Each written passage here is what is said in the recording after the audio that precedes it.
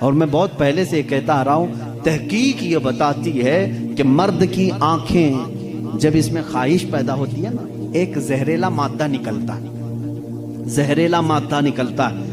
آپ دیکھو غور سے کسی چیز کو، نظر لگتی ہے نا، سب کا یہ تو معمول ہے، نظر لگتی ہے، وہ اس کی نظر لگ گئی، اس کی نظر لگ گئی، تقریباً سب لوگ مانتے ہیں نظر لگتی ہے، اور اسلام بھی کہتا ہے العین حق، نظر لگتی ہے۔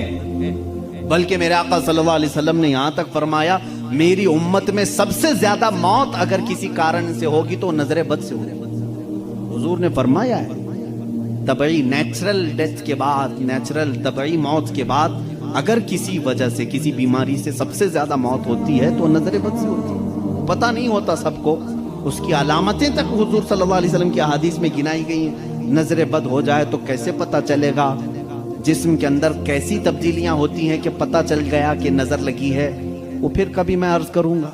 لیکن نظر لگتی ہے یہ سب کو معلوم ہے، اور جدید تحقیقات کے اعتبار سے بھی اگر میں آپ کو بات کروں، پھول کو اگر زیادہ دیر تک تم دیکھتے رہو گے تو مرجھا جائے گا، کیونکہ ہماری آنکھوں کا زہر اس پر پڑتا ہے اور اس کی طبیعت مرجھا جاتی ہے۔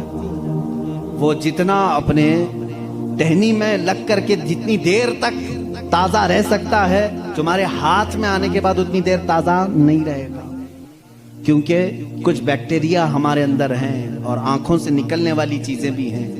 اسی طرح سے عورتوں کا جسم اتنا نرم ہے اور نازک ہے کہ باہر کے زہریلے مادے ان کے جسم پر پہلے اثر کرتے ہیں، مردوں کے جسموں پر کم، لیکن عورتوں کے جسموں پر زیادہ اثر کرتے ہیں۔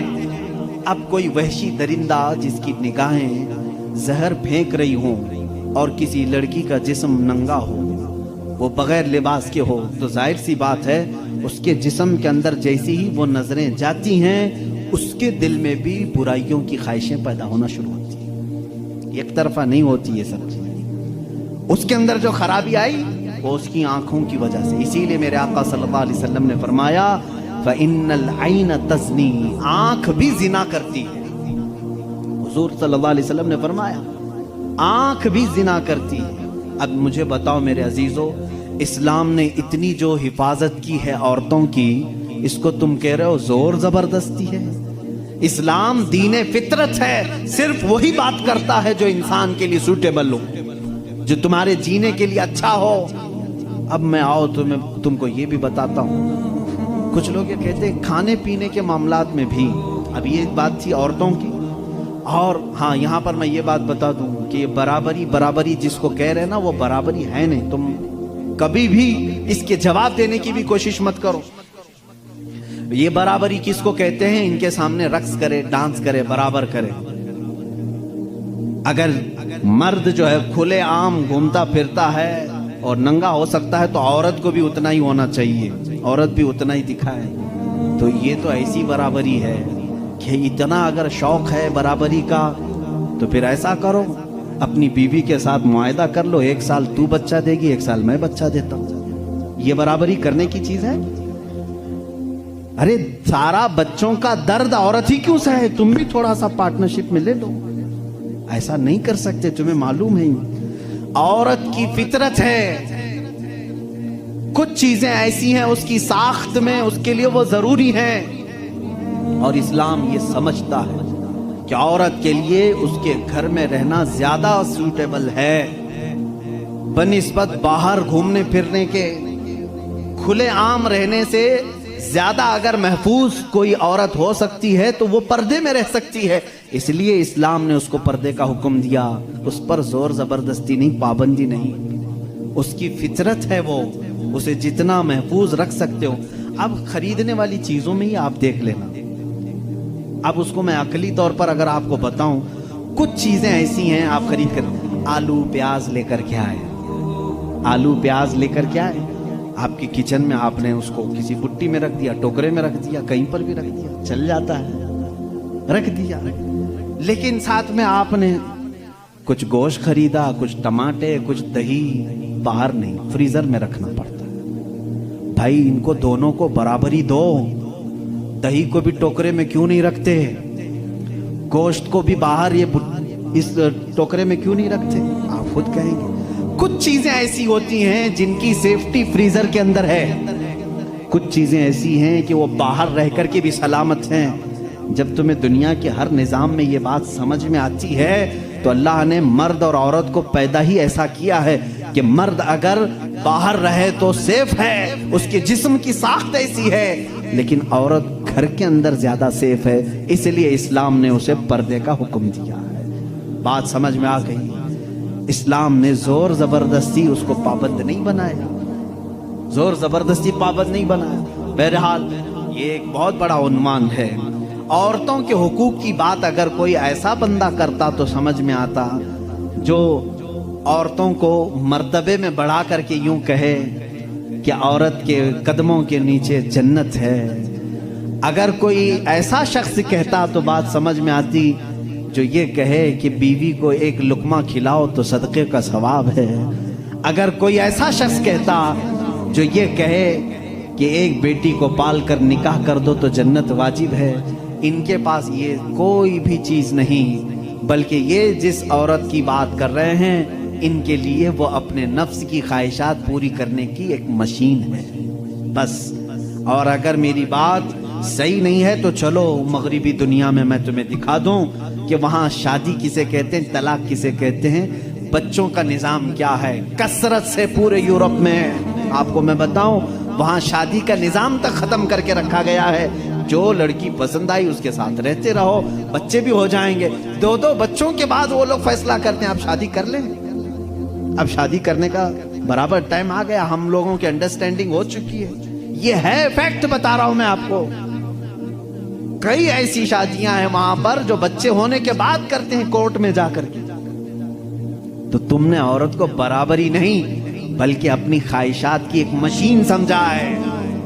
اسلام جو برابری دیتا ہے وہ کیسی برابری ہے؟ یہ اسلام ہی تو ہے جو عورت کو اتنی عزت کے ساتھ گھر لانے کا حکم دیتا ہے، اتنی عزت کے ساتھ۔ اگر اس کو کچھ خرافاتی لوگوں نے برا کر دیا تو الگ بات ہے، بلکہ ہمارے ہاں جو نکاح کا سسٹم ہے وہ اتنا پاکیزہ ہے کہ مرد کو کہا گیا ہے کہ عورت کے آنے سے پہلے اپنے گھر کا انتظام ہو جائے، وہ کہاں لا کر کے رکھ رہا ہے، بلکہ عورت کو اسی طرح سے بھگا کر لانے کا نظام اسلام میں نہیں ہے، بلکہ عورت کے لیے ایک باضابطہ پوری محفل کا انعقاد ہوتا ہے، اس کی رضا پوچھی جاتی ہے، پہلے اس سے پوچھا جاتا ہے تو راضی ہے یا نہیں۔ بہت سارے ایسے دین ہیں، بہت سارے ایسے ریلیجین ہیں، میں نام پھر نہیں ذکر کر رہا ہوں، جہاں پر عورتوں کو اظہار رائے کا حق ہی نہیں، ان کے بڑے جو فیصلہ کر لیے وہ ہو گئی بات۔ چائنا میں بہت سارے ایسے قبیلے آج بھی ہیں جہاں ان کے ماں باپ اپنی بچیوں کو لے جا کر کسی کے بھی کوٹھے پر چھوڑ جاتی ہیں جہاں انہیں پسند آ جائے۔ اسلام عورت کی عزت اتنی دیتا ہے جب تک وہ اپنی رضا کا اظہار نہیں کرتی قاضی کی مجال نہیں کہ وہ نکاح پڑھا سکے۔ ہم خود کھڑے رہتے ہیں جب تک اجازت نہیں آتی، پہلے ہم عورت کی اجازت لے کر کے آتے ہیں، اور پھر عورت کو اس کا حق مہر دینے کا حکم بھی مرد کو دیا گیا ہے کہ وہ تمہیں اپنی زندگی چھوڑ کر آ رہی ہے، اپنا گھر چھوڑ کر کے آ رہی ہے، اس کا حق مہر ادا کرو۔ اور لانے کے بعد جانتے ہیں میرے آقا صلی اللہ تعالیٰ علیہ وسلم کی تعلیمات کیا ہے؟ اللہ اکبر۔ حضور اکرم صلی اللہ علیہ وسلم نے تاکید کے ساتھ فرمایا ہے کہ عورتوں کے ساتھ سختی نہ کرو۔ اپنے آخری خطبے میں حضور نے عرفات کے میدان میں یہ بات تک فرمائی، عورتوں کے معاملات میں اللہ سے ڈرو، حد سے زیادہ نہ بڑھو، عورتوں کے ساتھ اتنی سختی نہ کرو۔ مارنے کو منع کیا، کبھی ان کے چہرے پر نہ مارنا، کبھی ان کے خاندان کو تانا نہ مارنا، کبھی ان کو اتنی بری گالی نہ دینا کہ دل ٹوٹ جائے۔ یہ تمام احکام اسلام نے اسی عورت کی عزت ہی کے لیے تو دیے ہیں۔ اور پھر جس وقت وہ آئے، بزرگوں نے یہ رواج بھی رکھا ہے کہ ہم اپنی بیٹیوں کو اپنے گھروں سے قرآن پاک دے کر کے رخصت کرتے ہیں، قرآن کے ساتھ اسے بھیجتے ہیں، اور گھر لانے کے بعد جانتے ہیں یہ اعلیٰ حضرت رضی اللہ تعالیٰ عنہ نے لکھا بھی ہے۔ اعلیٰ حضرت فرماتے ہیں جب نئی دلہن گھر میں آئے تو اس کے پیروں کا دھون جو ہے وہ اگر گھر کے چاروں کونوں میں ڈالو تو برکت آئے۔ وہ آ رہی ہے اپنا رزق لے کر کے آ رہی ہے، اپنا رزق لے کر کے آ رہی ہے، یہاں تک ہمارے لیے کہا گیا۔ بلکہ दूल्हे को ये भी कहा गया, इसी ये बयान में सारी बातें नौजवानों को समझ में भी आ जाएंगी। निकाह की पहली रात उसे कहा गया कि तू अपने घर लाया है दुल्हन को, तो सबसे पहले उसके ही दुपट्टे को तू मुसल्ला बना और उस पर सजदा कर। ये हुक्म है। औरत की इज्जत ना होती तो हम मुसल्ला बनाते उसके दुपट्टे को। पहली रात कहा गया है। ये और बात है कि मालूमात नहीं है नौजवानों को कि शादी के बाद पहली रात, ये भी सीखने की जरूरत है। उलमा से तमाम चीजें पूछ लेना चाहिए जिसकी शादी हो रही है। दुल्हन आ रही है तो हम उसकी इज्जत ही के लिए तो ये तमाम काम कर रहे हैं। और उसके बाद हुक्म ये दिया गया कि सबसे पहले उसके साथ बातचीत की शुरुआत करने से पहले उसकी पेशानी पर हाथ रखकर अल्लाह की बारगाह में ये कहो, ऐ अल्लाह, इसके अंदर जितनी तूने अच्छाइयां रखी हैं वो सब अच्छाइयां मुझे अता कर दे, और जितनी इसके अंदर बुराइयां हैं उन तमाम बुराइयों से मुझे तू बचा दे। यहां से तू शुरुआत कर। जाहिर सी बात है, मैंने उस वक्त महसूस किया, चंद दिनों पहले एक नौजवान को तलकीन कर रहे थे, पेशानी पर जहां बाल उगते हैं वहां हाथ रख करके दुआ करना। तो उसने पूछा कि हजरत दुआ तो ऐसे ही कर सकते हैं, पेशानी पर क्या? मैं भी चौंक गया। इसको मैं बताऊं, मेरे एक उस्ताद से मैंने पूछा क्या ऐसा है कि अपनी दुल्हन की पेशानी पर हाथ रख करके इस तरह दुआ करना चाहिए? उन्होंने कहा हाँ है। दुआ तो कैसे भी करें, हाथ ना रखें और हाथ छोड़ें, हाथ उठाएं, सब दुआ अल्लाह सुनता है, लेकिन इसलिए पेशानी पर रख करके दुआ करने के लिए कहा गया कि वो आज अपने वालिदैन को छोड़ करके आई है, उसके वसीले से अल्लाह जल्दी दुआ कबूल करेगा। उसका दिल मगमूम है, वो गमगीन है, और गमज़दा लोगों के साथ मेरा मौला है। वो अपने वालिदैन को छोड़ करके तेरे घर आई है, वो मगमूम है, बहुत गमज़दा है। आज उसकी पेशानी पर हाथ रख करके दुआ करो। मेरा उसी दिन ये जहन समझ गया कि इस्लाम ने औरत को वो मकाम दिया है, वो इज्जत दी है। हमने उसको अपने जिस्मों को सुकून पहुंचाने वाला आला नहीं समझा, मशीन नहीं समझा, बल्कि हकीकी मुस्लिम वो है जो अपनी औरत की इज्जत भी करे, एहतराम भी करे। अल्लाह के रसूल सल्लल्लाहु तआला अलैहि वसल्लम ने जो फरामीन दिए हैं, अजीज़ान गिरामी वक़ार, कि निकाह के इस सिस्टम को भी मैं आपको बताऊं। कुछ तो वो हैं जो ये इस्लाम के खिलाफ भौंक रहे हैं कि औरतों के ऊपर जोर जबरदस्ती होती है इस्लाम में, और दूसरों की क्या बात करूं, हमारे हिंदुस्तान पर बैठा हुआ मैं क्या बताऊं, ये भी बड़ी औरतों की, हाँ, पीड़ित महिलाएं हैं, मुस्लिम पीड़ित महिलाएं हैं जो खुद बीवी को छोड़ बैठा है। सारी मुस्लिम औरतें पीड़ित हैं। अल्लाह अकबर। वो खुद अपनी बीवी को देखने नहीं जा सका, जिंदगी खत्म होने आ गई, बाल सफेद हो गए।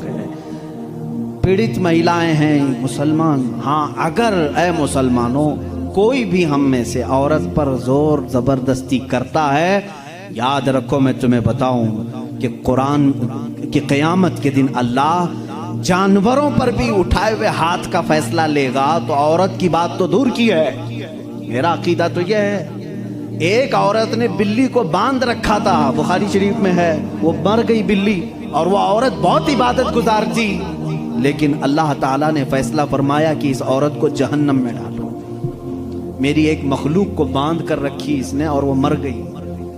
हमारा तो अकीदा यह है, तुम औरतों पर अगर जुल्म करते हो तो तुम जिम्मेदार हो, लेकिन इस्लाम नहीं। इस्लाम वो कामिल दीन है।